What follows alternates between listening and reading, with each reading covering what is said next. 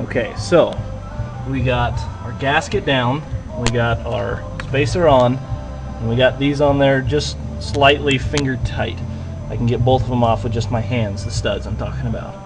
Alright, so next, I did go ahead and pull that off of there and fold it out so you can see what's going on under there. So next we'll just flop that back down over the top of those studs, and then we'll take the rest of the bolts and go ahead and put them in there. It'll be 5 that you'll put in the holes that obviously don't have the studs in them. Don't tighten them down all the way yet, but just get them, you know, kind of snug, maybe just finger tight.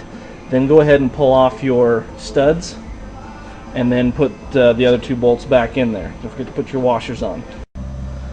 I went through and I tightened up all the bolts. Now I've done everything with a 1/4 inch socket set, and so this is my 1/4 inch Torx wrench.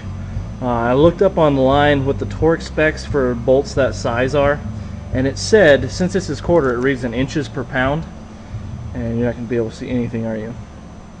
Anyway, the internet said 75 inches per pound for those bolts.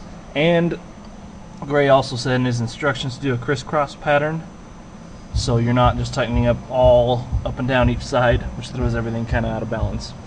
So those things, keep those in mind while you're putting those on there. That 75 inches per pound seemed really light to me, so I don't know, take it or leave it. There's no instructions. Gray doesn't give you any instructions about torque specs, so I guess you could probably look it up on Nissan or something like that. Okay, so one of your last steps is going to be, that he gives instruction on, is to be putting these 12mm bolts back in your holes down here on this bracket. Now since you put that spacer in there, they don't line up anymore. So what you're going to do is just go ahead and put it in the brass fitting on the plenum side, and as it closes up, it's just going to pinch that other bracket. I mean, now that this thing is bolted on, it's solid. That's really, I don't see what purpose that serves. If you want to, I guess you probably could build a little bracket for it, but his instruction is just to go ahead and stick it in there, and as it tightens up, it'll start pinching the bracket in between the flange and that bolt. So, okay, so that's all there is to it. There's no instruction given by Gray on how to put stuff back together. I'm not going to give you any instruction on how to put it back together, because you should be able to figure that out. So, rock on.